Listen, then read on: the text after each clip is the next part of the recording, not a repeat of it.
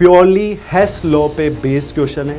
हेस law important topic होता है कि एक नज़र ऑप्शन पे भी बनी रहनी चाहिए। ये एनसीईआरटी का सॉल्व्ड एग्जाम्पल है, इंपॉर्टेंट है मेरी नज़र में। तो था ना बढ़िया सवाल। इसमें कुछ केमिकल इक्विलिब्रियम भी काम आया, थर्मोडायनेमिक्स भी काम आया, और ये जो फॉर्मूला है ये काफ़ी इंपॉर्टेंट फॉर्मूला होता है।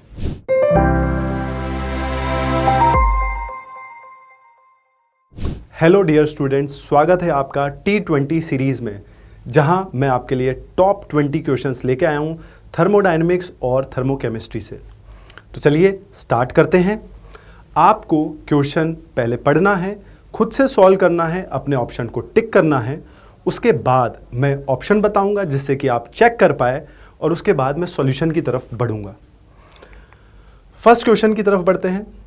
The heat capacity of a bomb calorimeter is 500 joule per Kelvin. When 0.1 gram of methane was burnt in this calorimeter, the temperature rose by 2 degrees Celsius. The value of delta U per mole will be. मतलब हमसे delta E पूछा है। Delta U मतलब delta E।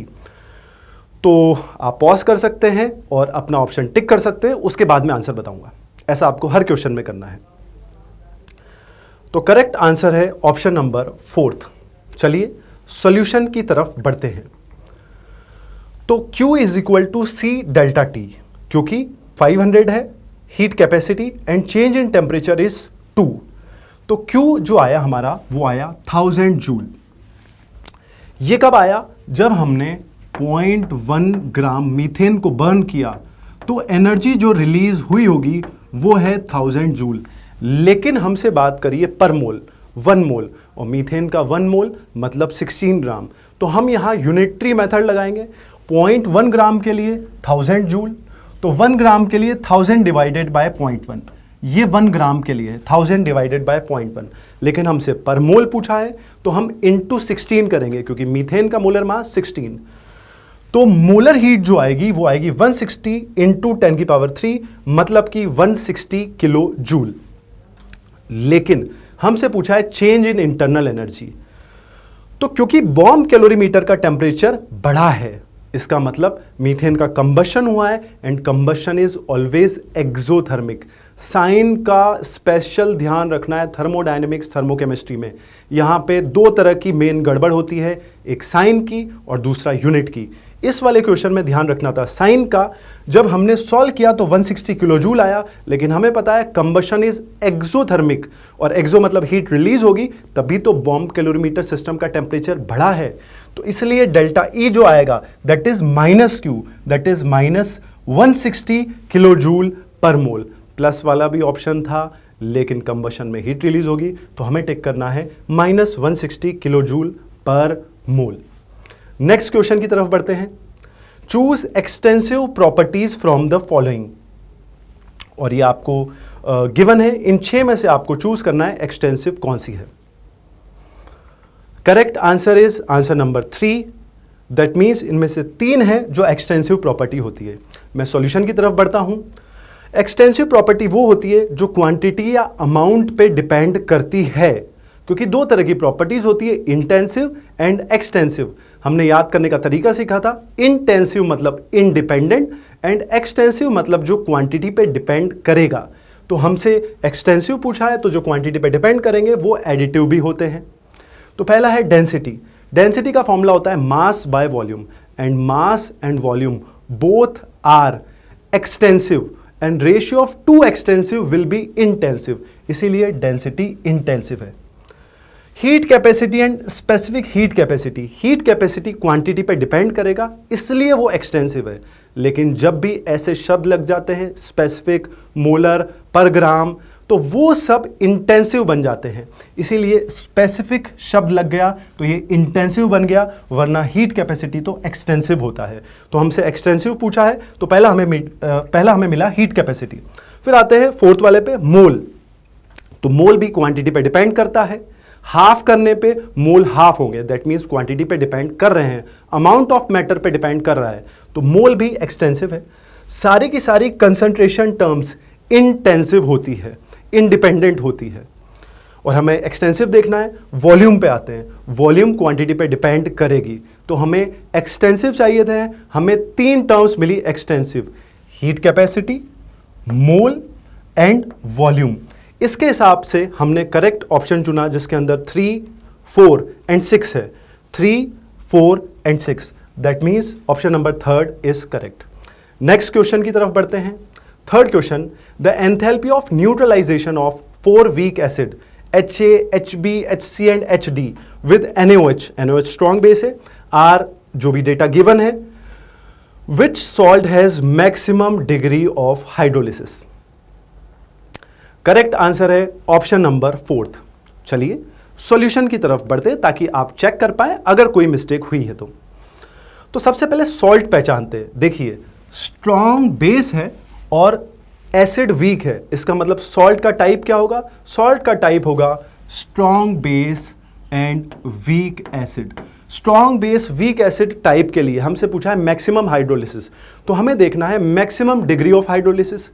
इस वाले type के salt के लिए हाइड्रोलिसिस, डिग्री ऑफ हाइड्रोलिसिस का फॉर्मूला होता है √KW बाय K.C। के हम वीक पार्ट का लेते हैं, यहां पे एसिड वीक है इसलिए √K.C आया।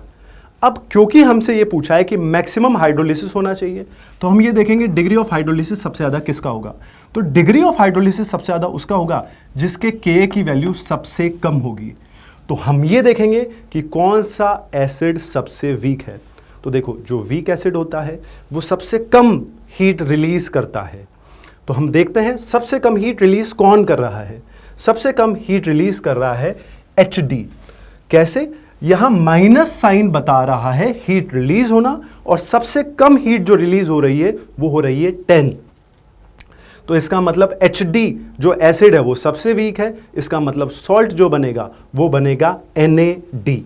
तो इस वाले सॉल्ट का हाइड्रोलिसिस सबसे ज्यादा होगा।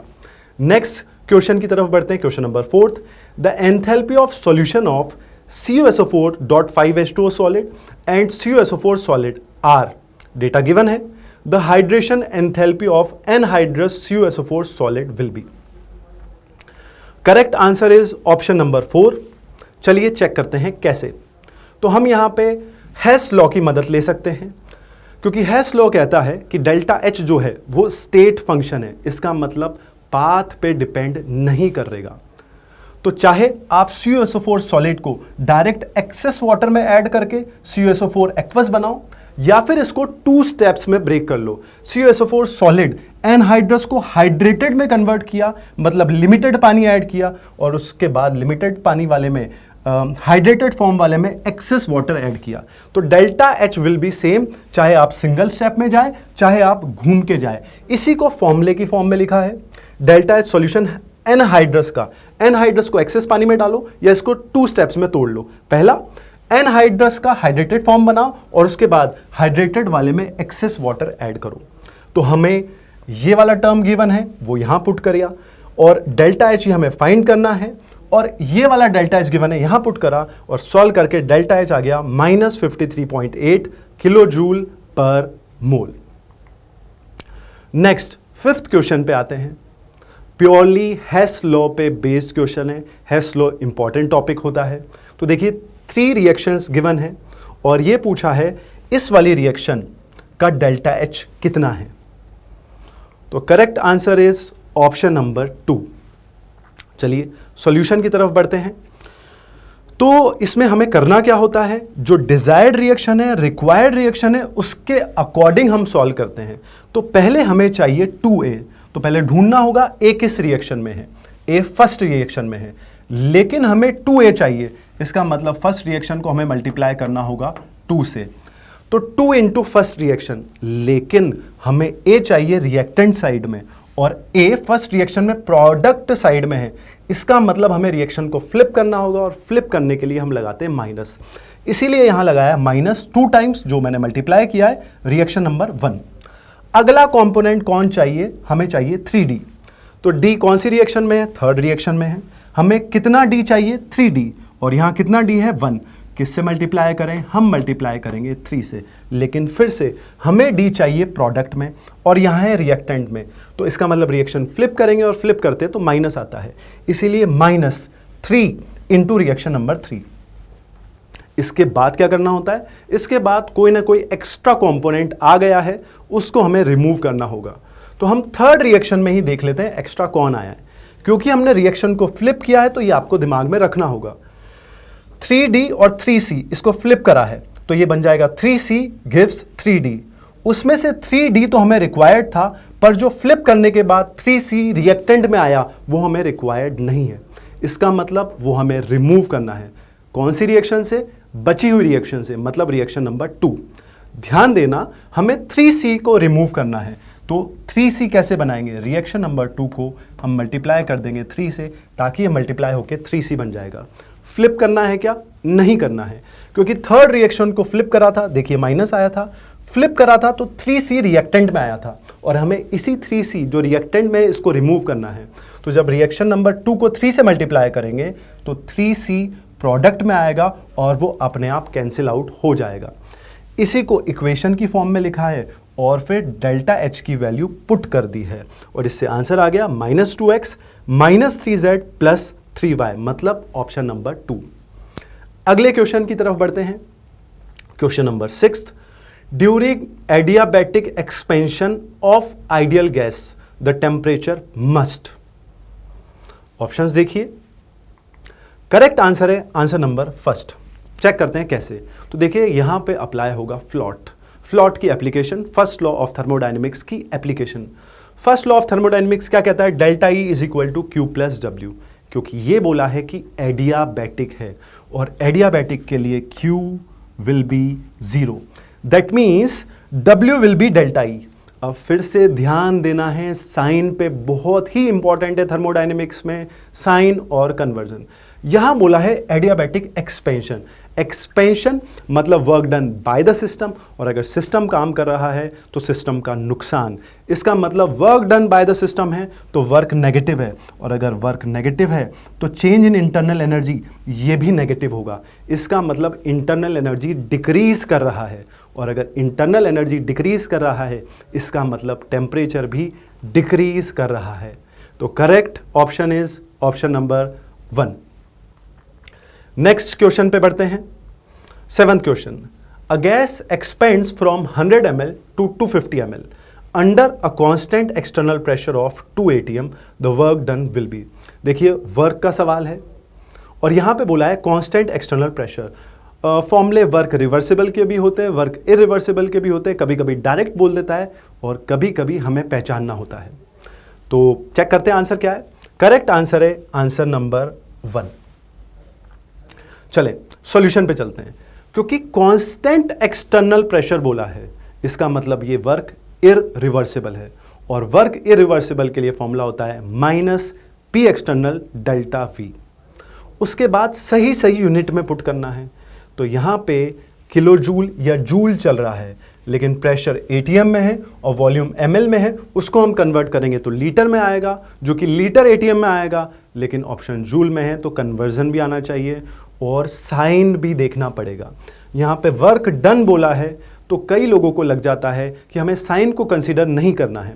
Work done by the system नहीं बोला है, सिर्फ वर्क डन बोला है। वर्क डन बोला है तो हमें मैग्नीट्यूड भी बताना है, साइन भी बताना है। अगर work done by the system बोलेगा तो वो हमसे सिर्फ मैग्नीट्यूड जानना चाहता है। सॉल्यूशन की तरफ बढ़ते हैं। Work is equal to -P external delta V।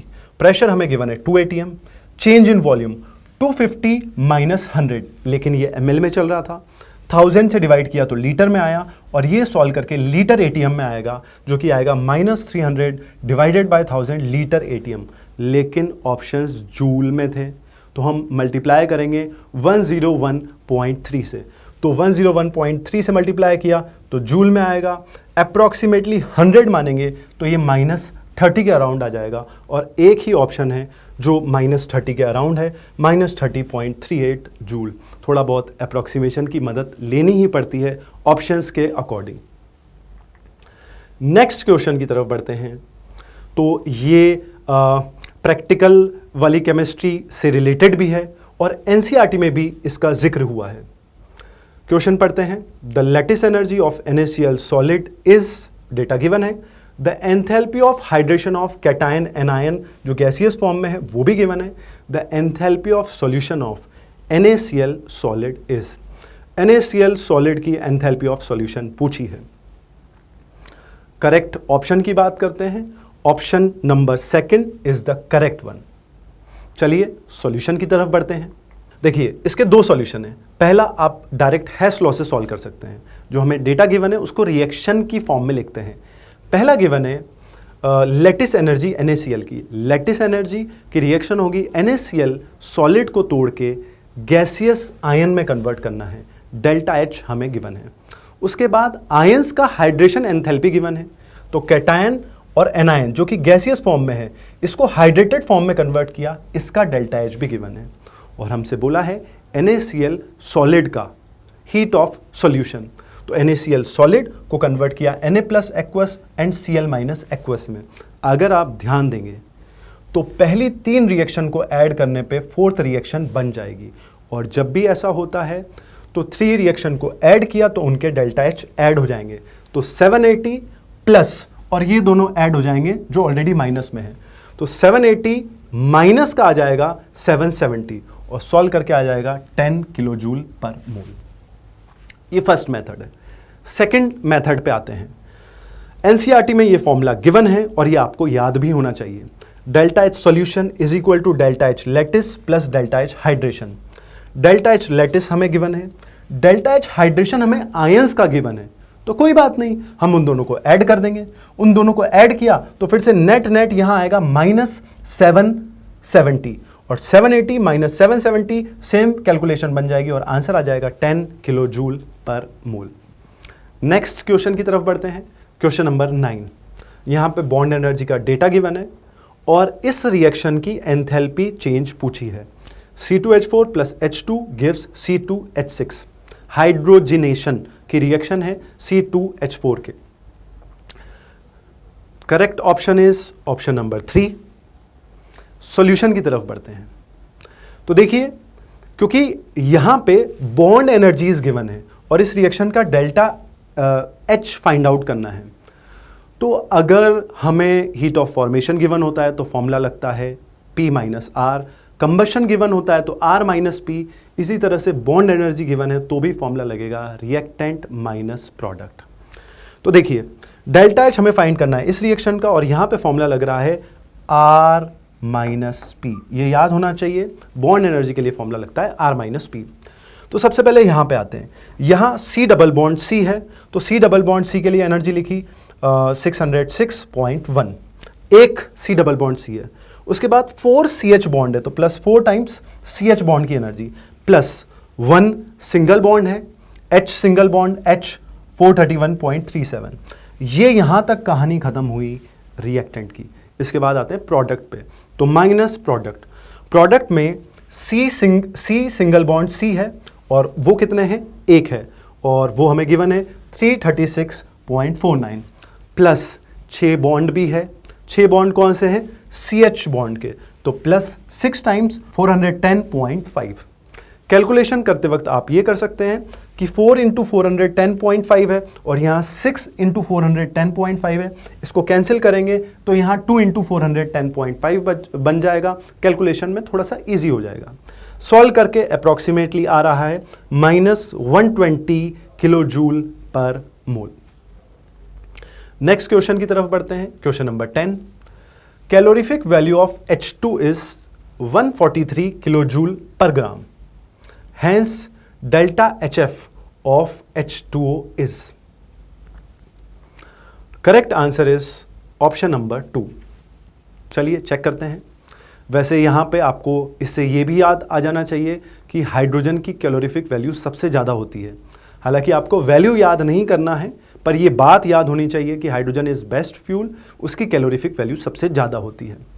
फिलहाल कैलोरीफिक वैल्यू गिवन है तो इससे हम डेल्टा H निकालेंगे और डेल्टा H से कहीं डेल्टा HF ऑफ H2O निकालेंगे। सॉल्यूशन की तरफ बढ़ते हैं।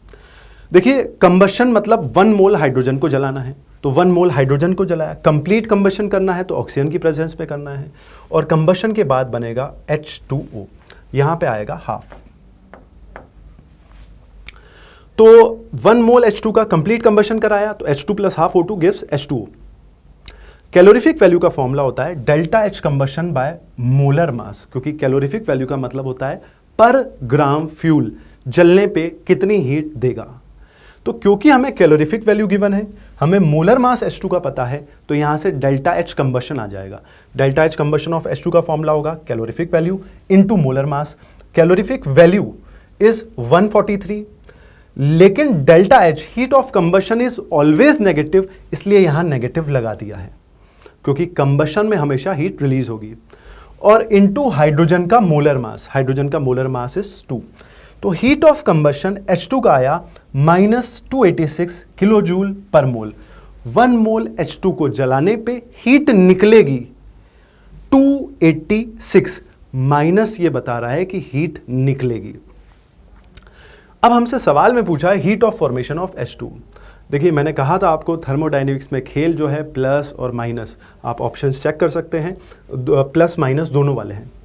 यहां आके कई लोगों को लगता है कि हीट ऑफ कंबशन -286 आया और फॉर्मेशन पूछा है तो साइन पलट दो 286, लेकिन वो गलत हो जाएगा। करेक्ट आंसर इसका सेकंड वाला है, मतलब -286 ही है। तो ऐसा क्यों हुआ?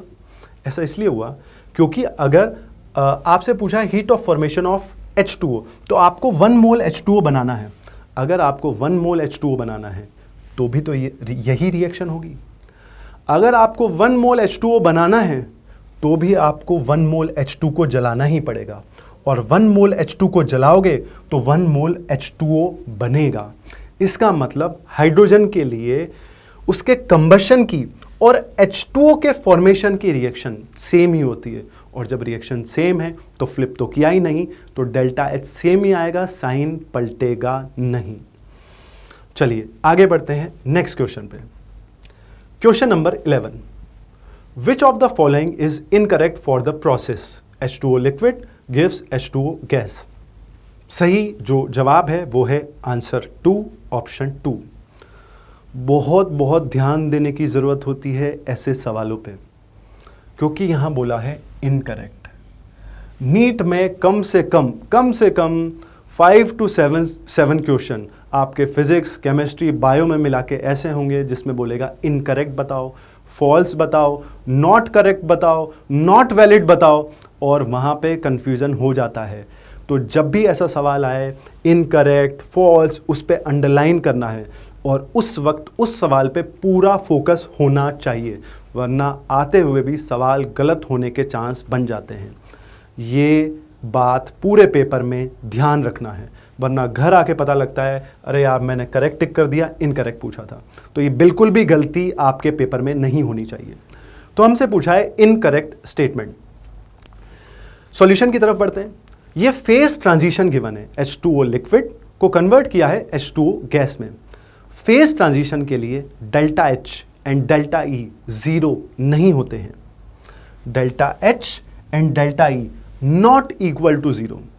कांस्टेंट टेम्परेचर पे फेज ट्रांजिशन या रिएक्शंस के लिए डेल्टा H डेल्टा E 0 नहीं होते हैं। किसके लिए 0 होते हैं?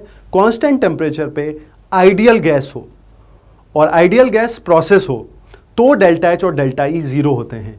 ये फेज ट्रांजिशन है। फेज ट्रांजिशन में डेल्टा H डेल्टा E 0 नहीं होते हैं। तो अगर डेल्टा H डेल्टा E 0 नहीं होते हैं, delta H not equal to 0 and delta E not equal to 0, ये तो करेक्ट है। लेकिन उसने पूछा है इनकरेक्ट, तो इनकरेक्ट कौन सा हो जाएगा? अगर delta H not equal to 0 ये करेक्ट है, तो इनकरेक्ट क्या हो गया?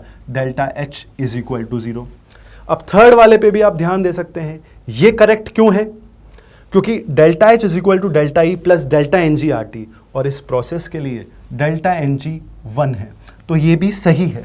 लेकिन हमसे सही नहीं पूछा है, हमसे पूछा है कौन सा वाला स्टेटमेंट गलत है। तो डेल्टा H 0 नहीं होता फेज ट्रांजिशन के लिए। नेक्स्ट क्वेश्चन पे बढ़ते हैं। Question number 12, the heat of combustion of ethylene at 17 degree Celsius and at constant volume is, calculate the heat of combustion at constant pressure considering water to be liquid state, और R की value given है। Correct option की बात करते हैं तो answer number 1 ये correct है। चलिए चेक करते हैं कैसे। इथाइलिन मतलब इथीन, C2H4 उसका कंबशन कराना है। तो कंबशन की रिएक्शन लिखते हैं। C2H4 गैस कंबशन कराया ऑक्सीजन की प्रेजेंस में, CO2 फॉर्म हुआ, H2O फॉर्म हुआ। फिजिकल स्टेट का बहुत ध्यान रखना है। वैसे तो क्वेश्चन में बोला है वाटर लिक्विड स्टेट में है, नहीं भी बोला होता तो भी इस क्वेश्चन में तो वाटर लिक्विड स्टेट में ही होता। बताओ क्यों? क्योंकि टेम्परेचर 100 डिग्री सेल्सियस से कम है, और अगर टेम्परेचर 100 डिग्री सेल्सियस से कम है तो पानी कैसा होगा? अरे पानी जैसा होगा, लिक्विड होगा। अगर 100 डिग्री सेल्सियस से ज़्यादा होता तो गैस होता। फिलहाल 17 डिग्री सेल्सियस है, इसका मतलब H2O will be in liquid state. तो डेल्टा एनजी फाइंड आउट करते हैं। डेल्टा एनजी में लिक्विड को काउंट नहीं करेंगे। 2 - 4, डेल्टा एनजी आया -2। हमें डेल्टा ई गिवन है क्योंकि हमें एट कांस्टेंट वॉल्यूम गिवन है, और कांस्टेंट वॉल्यूम पे जो हीट होता है उसको बोलते हैं QV, वही तो डेल्टा ई होता है। और पूछा क्या है? Delta H. यूनिट का भी बहुत ध्यान रखना है। किलो कैलोरी में हमें डेल्टा ई दिया है, और डेल्टा एच जो हमसे पूछा है वो भी किलो कैलोरी में ही पूछा है। यूनिट का ध्यान रखना है। तो delta H is equal to delta E plus delta n g R T. Delta E -332.19, delta n g -2 R. ध्यान दीजिए, किलो कैलोरी में चल रहा है, किलो कैलोरी में चल रहा है तो आर किलो कैलोरी में लेंगे। 2 / 1000 इनटू टेम्परेचर। क्वेश्चन में गिवन डिग्री सेल्सियस में है लेकिन यहां केल्विन में रखते हैं, तो 17 + 2 73, दैट मीन्स 290 केल्विन। इसको सॉल्व करा, सॉल्व करके आंसर आया -333.35 किलो कैलोरी। नेक्स्ट क्वेश्चन की तरफ चलते हैं। Question number 13। A reaction is spontaneous at low temperature but non spontaneous at high temperature. Which of the following is true for the reaction? इसमें से correct बताना है, सही कौन सा है वो बताना है। Correct option is option number 4। चलिए चेक करते हैं कैसे। देखिए, डेल्टा जी का फॉर्मूला होता है delta H - T delta S, और उसने बोला है कि टेम्परेचर पे इसकी स्पॉन्टेनिटी डिपेंड कर रही है। तो ध्यान रखना, अगर टेम्परेचर पे स्पॉन्टेनिटी डिपेंड करती है इसका मतलब डेल्टा एच और डेल्टा एस का साइन सेम होता है। अगर कभी ऐसा होता है कि डेल्टा एच और डेल्टा एस का साइन ऑपोजिट है, जैसे इस वाले ऑप्शन में और इस वाले ऑप्शन में साइन ऑपोजिट है, अगर डेल्टा एच और डेल्टा एस का साइन ऑपोजिट होता है तो रिएक्शन की टेम्परेचर पे डिपेंडेंसी नहीं होती है। या तो वो रिएक्शन हमेशा स्पॉन्टेनियस होगी या वो कभी होगी ही नहीं, नॉन स्पॉन्टेनियस होगी। ऐसा कब होगा? जब डेल्टा एच और डेल्टा एस के साइन ऑपोजिट होते हैं। लेकिन फिलहाल तो टेम्परेचर पे डिपेंडेंसी है, इसका मतलब ये दोनों ऑप्शंस तो तुरंत कट जाएंगे। अगर टेम्परेचर पे डिपेंडेंसी है तो डेल्टा एच और डेल्टा एस के साइन सेम होंगे। साइन सेम किस में है? या तो ऑप्शन 1 में या ऑप्शन 4 में। अब थोड़ा सा चेक करना पड़ेगा साइन का और आंसर आ जाएगा। तो चेक कर लेते हैं। स्पॉन्टेनियस एट लो टेम्परेचर बोला है और non spontaneous at high temperature बोला है। यहां पे साइन पुट करके देख लेते हैं। जैसे हम यहां पे साइन पुट करते हैं, डेल्टा एच नेगेटिव है तो मतलब ये डेल्टा एच नेगेटिव आ गया, और डेल्टा एस जो है ये भी नेगेटिव है, और नेगेटिव ये टर्म बन जाएगा पॉजिटिव। बताओ, माइनस और प्लस क्या आएगा? मल्टीप्लाई नहीं हो रहा है, यहां ऐड हो रहा है। माइनस और प्लस ऐड होके कुछ भी आ सकता है, डिपेंड करेगा बड़ा कौन है, प्लस या माइनस। और यही तो खेल खेलता है टेम्परेचर अपना। तो बोला है it is spontaneous at low temperature. तो देखो, अगर टेम्परेचर कम होगा तो प्लस वाला पार्ट कम होगा और माइनस वाला पार्ट ज्यादा होगा, और अगर ऐसा होगा तो ऐड करके कैसा आएगा? नेगेटिव। और अगर डेल्टा जी नेगेटिव होगा दैट मीन्स स्पॉन्टेनियस होगा। दूसरा वाला भी चेक कर लेते हैं, non spontaneous at high temperature. अगर टेम्परेचर ज्यादा है दैट मीन्स प्लस वाला पार्ट ज्यादा है, और प्लस वाला पार्ट ज्यादा है तो ऐड करके प्लस ही आएगा, और अगर डेल्टा जी प्लस आएगा दैट मीन्स नॉन स्पॉन्टेनियस होगा। तो सही है। तो करेक्ट कौन सा है? Option number 4। नेक्स्ट क्वेश्चन की तरफ बढ़ते हैं। Question number 14। A gas absorbs 100 joule heat and does 4 calorie work.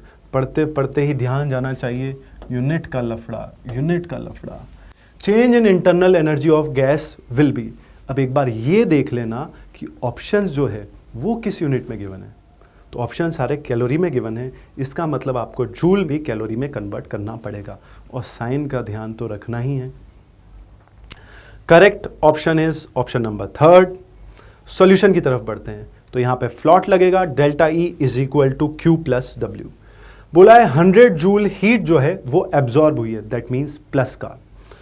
लेकिन क्योंकि ऑप्शंस जो है वो कैलोरी में है तो हमें जूल को कैलोरी में कन्वर्ट करना पड़ेगा। तो हम डिवाइड करेंगे 4.2 से। इससे हमने हीट को कैलोरी में कन्वर्ट कर दिया। अब आगे वर्क पे आते हैं।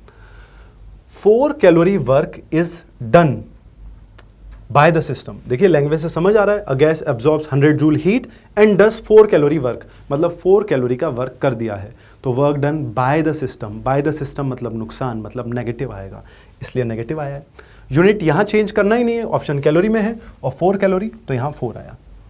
अप्रॉक्सीमेशन से आप सॉल्व कर सकते हैं, क्योंकि नन ऑप्शन है नहीं तो अप्रॉक्सीमेशन लगा सकते हैं। अप्रॉक्सीमेटली इसको 4 मान ले, 100/4 कितना होता है 25। अब क्योंकि 4 से थोड़ा सा बड़ा डिनोमिनेटर है तो डिवाइड करके 25 से थोड़ा छोटा आएगा, उसमें से आप 4 को माइनस करोगे। अगर 4 से माइनस करोगे तो 21 से छोटा आएगा, और 21 से छोटा एक ही ऑप्शन गिवन है, एक ही ऑप्शन गिवन है, इसलिए correct answer is option number 3। थोड़ा अप्रोक्सीमेशन तो लगाना ही पड़ेगा। तो नेक्स्ट क्वेश्चन की तरफ बढ़ते हैं। Question number 15। The work done when 1 mole of an ideal gas expands reversibly and isothermally from pressure of 5 atm to 1 atm at 300 Kelvin is. और कुछ डेटा गिवन है, log 5 की वैल्यू गिवन है, R की वैल्यू गिवन है, नहीं भी given होती तो आपको आना चाहिए।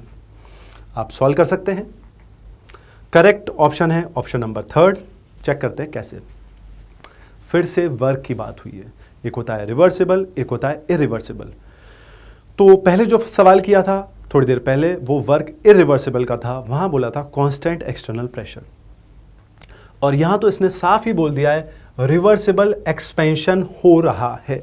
तो इसका मतलब यहां पे वर्क रिवर्सिबल का फॉर्मूला लगेगा, तो फॉर्मूला लगाते हैं। Work is equal to -2.303 nRT log, या तो V2/V1 होता है, लेकिन क्वेश्चन में 2 प्रेशर गिवन है तो उसकी जगह आ जाएगा P1/P2। वॉल्यूम होता तो V2/V1, प्रेशर है तो P1/P2। वैल्यू पुट करते हैं, क्योंकि हमसे ऑप्शन जो है वो जूल में है तो ये ध्यान रखना है कि R जूल में रखना है। 2.303 इंटू मोल 1 है, R की वैल्यू 8.314, टेम्परेचर गिवन है 300 केल्विन इंटू लॉग P1/P2 5/1। वैसे देखा जाए तो इसके आगे सॉल्व करने की जरूरत नहीं है, आंसर आ गया है। कई लोगों का वहां अंडर प्रेशर ध्यान जाता नहीं है और वो सॉल्व करते रहते हैं, और उनको इवन घर आके भी पता नहीं लगता कि ये तो बहुत जल्दी हो सकता था। तो मैं आपको ये बता रहा हूं कि एक नज़र ऑप्शन पे भी बनी रहनी चाहिए। देखिए, क्या इसमें से कोई भी टर्म 0 है? क्या log 5 की वैल्यू 0 है? नहीं, log 5 की वैल्यू 0 नहीं है, इसका मतलब 0 आंसर तो आएगा नहीं, ये तो कट हो गया। अच्छा, क्या log 5 नेगेटिव हो सकता है? नहीं, 1 से छोटे नंबर का log लेते हैं तो वो नेगेटिव आता है। अगर ऐसा होता तो नेगेटिव और नेगेटिव पॉजिटिव बन जाता, लेकिन log 5 की वैल्यू होती है 0.69, जिसको हम 0.7 भी बोल देते हैं, पॉजिटिव होती है।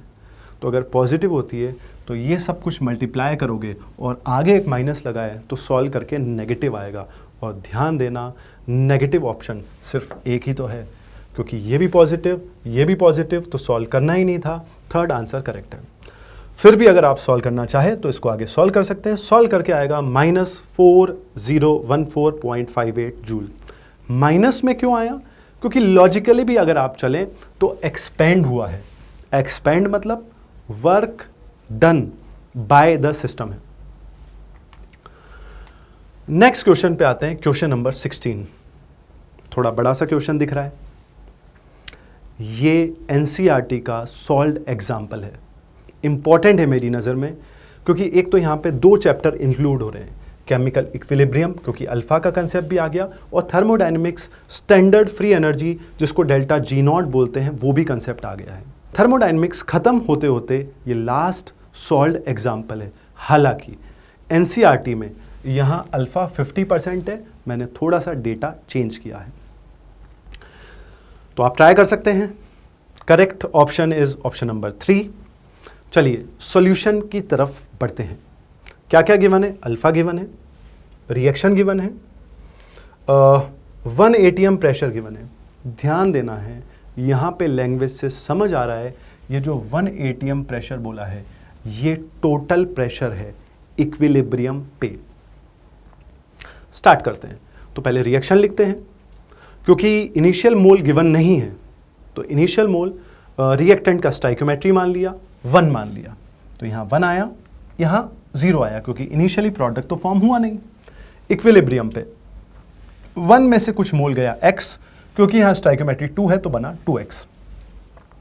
क्वेश्चन में अल्फा गिवन है तो अल्फा का फॉर्मूला लगाया, dissociated mole by initial mole, alpha is 0.8 put किया, डिसोशिएटेड मोल x है डिवाइडेड बाय इनिशियल मोल हमने माना है 1, गिवन नहीं है क्वेश्चन में, हमने माना है 1। तो यहाँ से x की वैल्यू आई 0.8, वो पुट किया तो 1 माइनस 0.8, इसका मतलब इक्विलिब्रियम पे N2O4 का मोल है 0.2 और 2 इंटू 0.8 इसका मतलब NO2 का मोल है 1.6। अब डेल्टा G0 के फॉर्मूला जो होता है उसमें आता है K minus RT ln K, हमें चाहिए इक्विलिब्रियम कांस्टेंट। अब सवाल ये उठता है यहाँ पे K कौन सा होता है, KC या KP? एक बार मन में सोचिए। तो जवाब है यहाँ K कोई भी हो सकता है, KC भी चलेगा, KP भी चलेगा। वो कौन डिसाइड करेगा? वो क्वेश्चन डिसाइड करेगा, क्वेश्चन का डेटा डिसाइड करेगा।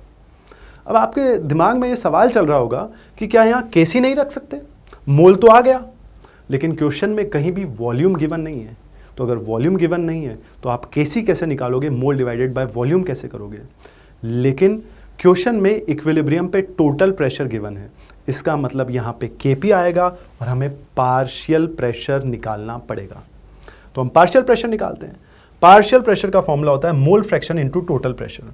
हमें पार्शियल प्रेशर निकालना है N2O4 का, तो मोल फ्रैक्शन होगा N2O4 का, ऊपर N2O4 का मोल, नीचे total mole and into total pressure जो क्वेश्चन में गिवन है 1। N2O4 का मोल 0.2 अभी आया, एंड टोटल मोल 0.2 प्लस 1.6 तो 1.8 आया, इनटू टोटल प्रेशर क्वेश्चन में गिवन है 1। इसको सॉल्व किया तो ये आया पार्शियल प्रेशर N2O4 1/9। अब sum of partial pressure is total pressure, तो हम पार्शियल प्रेशर NO2 का कैसे निकाल सकते हैं? टोटल प्रेशर में से माइनस कर देंगे जो अभी निकाला है। अगर ये नहीं करना चाहते तो फिर से पूरा करना पड़ेगा।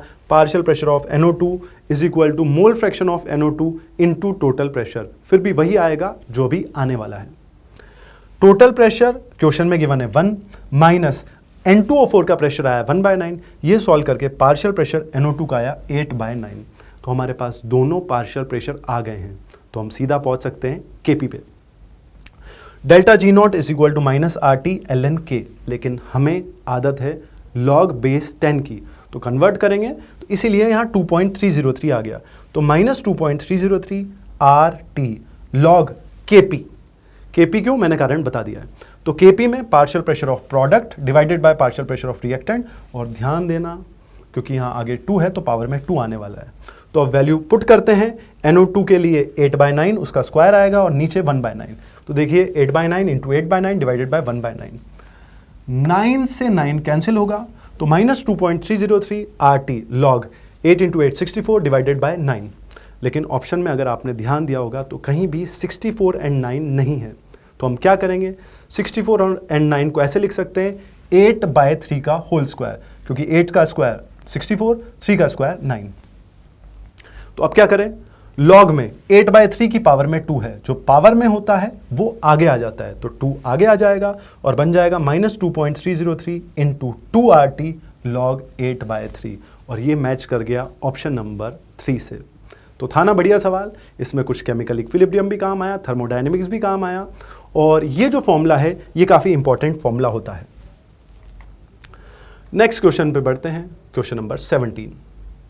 The latent heat of vaporization of a liquid at 500 Kelvin and 1 atm pressure is 10 kilocalorie per mole. What will be the change in internal energy delta E पूछा है during vaporization of 3 mole of liquid at same temperature and pressure. अब ध्यान दीजिए, latent heat of vaporization और बोला है 1 atm मतलब constant pressure पे, constant pressure पे मतलब डेल्टा H गिवन है, और आपसे पूछा क्या है डेल्टा E। लेकिन कहानी यहीं ख़त्म नहीं हुई है, आपसे डेल्टा E जो पूछा है, जिसको हम डेल्टा U भी बोल देते हैं, वो 3 मोल के लिए बोला है। इस बात का ध्यान रखना है। तो सही आंसर है ऑप्शन नंबर 3। सॉल्यूशन की तरफ बढ़ते हैं। कोई लिक्विड है वो गैस में कन्वर्ट हो रहा है, और डेल्टा एच वेपराइजेशन गिवन है 10 किलो कैलोरी पर मोल। तो यहाँ से हम डेल्टा ई निकालेंगे, delta H is equal to delta E plus delta n g R T. इसके लिए डेल्टा एन जी की वैल्यू 1 होगी, तो delta H is equal to delta E जो हमें फाइंड करना है plus delta n g R T. तो डेल्टा एन जी की वैल्यू 1 होगी, वो पुट किया, थोड़ा इसको डेल्टा ई को एक साइड लेके आएंगे, डेल्टा एच को उधर भेजेंगे, इसलिए साइन का डिफरेंस आ रहा है। डेल्टा एन जी तो पॉजिटिव ही है, तो 10 माइनस। अब यूनिट का ध्यान फिर से देना है, किलो कैलोरी में है, किलो कैलोरी में है तो आर क्या रखोगे 2 divided by 1000।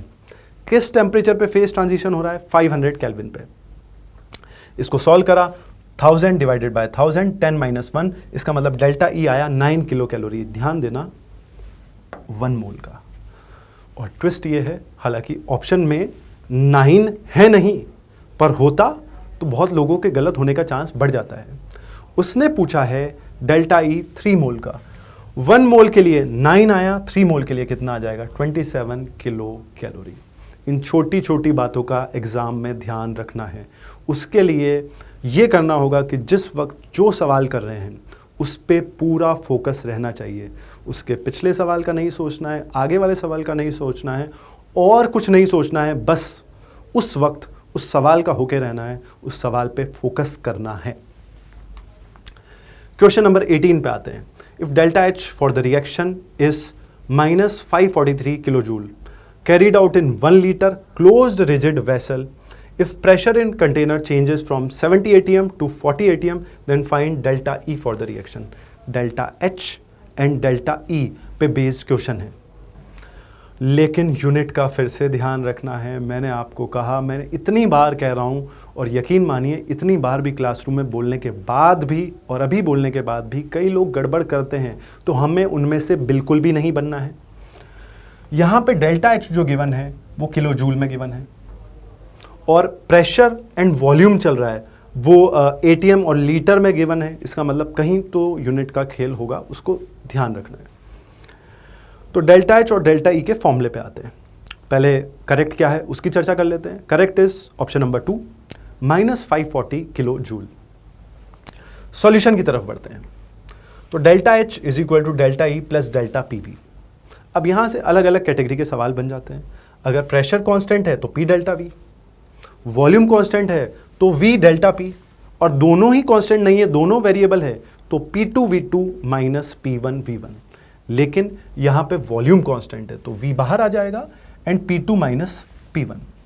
Delta H question में गिवन है -543 यूनिट किलो जूल में, is equal to delta E plus volume 1 litre and 40 minus 70 ATM चल रहा है। तो ये एटीएम में चल रहा है, वॉल्यूम लीटर में चल रहा है, ये लीटर एटीएम में चल रहा है, और लेकिन ये तो 543 जो माइनस का है ये तो किलो जूल में चल रहा है। इसका मतलब इसको भी किलो जूल में कन्वर्ट करना होगा। तो लीटर एटीएम को पहले जूल में कन्वर्ट करेंगे, कैसे? इनटू 100 करके, अप्रॉक्सीमेटली 100 कर देंगे तो ये जूल में कन्वर्ट हुआ।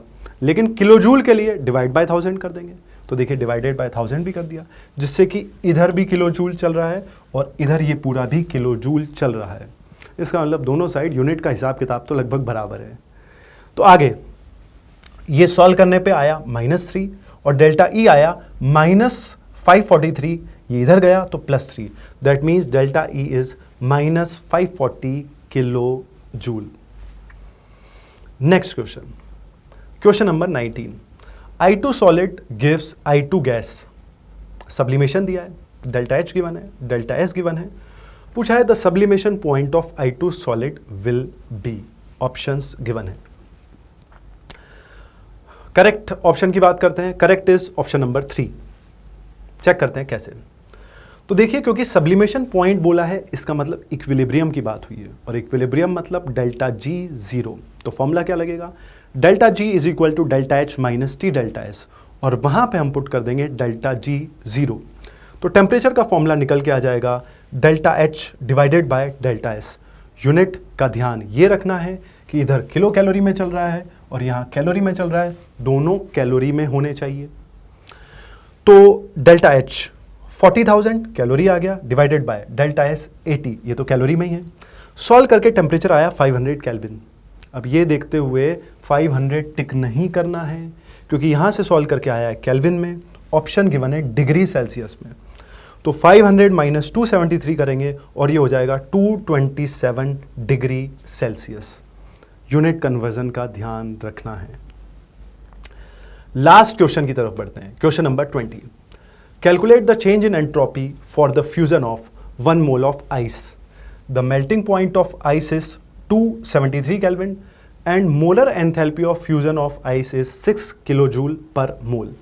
हमसे पूछा है change in entropy, delta S पूछा है। करेक्ट ऑप्शन की बात करते हैं। Correct is option number 2। Solution की तरफ बढ़ते हैं। Delta S is equal to delta H by T. ये सेम फॉर्मूला फ्यूजन के लिए भी लगता है, वेपराइजेशन के लिए भी लगता है, सब्लिमेशन के लिए भी लगता है। अब क्योंकि यहां फ्यूजन की बात करिए इसलिए delta S fusion and delta H fusion है, डिवाइडेड बाय टेम्परेचर। तो हमसे डेल्टा एस पूछा है, यूनिट जो हमसे पूछी है वो जूल में चल रही है, इसका मतलब डेल्टा एच जो हम रखेंगे वो भी जूल वाला रखेंगे। तो डेल्टा एच जो हमें गिवन है वो है 6 kilo joule per mole, that means 6000 joule, and divided by किस टेम्परेचर पे हो रहा है, 273 केल्विन पे, और ये सॉल्व करके आया 21.97 और यूनिट आ जाएगी जूल पर केल्विन पर मोल। इसका मतलब करेक्ट आ गया ऑप्शन नंबर 2। तो ये थे हमारे टॉप 20 क्वेश्चंस। आपके लिए बहुत हेल्पफुल रहे होंगे और एग्जाम्स में बहुत हेल्पफुल रहने वाले हैं। तो एग्ज़ाम में सबसे इम्पॉर्टेंट चीज़ रिवीजन के साथ साथ आपको ये याद रखना है कि वहाँ पे काम रहना है। काम इसलिए रहना है, टाइम लिमिट का ध्यान रखना है, लेकिन दिमाग से थोड़ा काम रहना है, तभी दिमाग वहाँ पे मैक्सिमम आउटपुट दे पाएगा और तभी मार्क्स अच्छा कन्वर्ट हो पाएंगे। तो तब तक टेंशन फ्री रहिए, अपने आप पे विश्वास रखिए एंड ऑल द बेस्ट।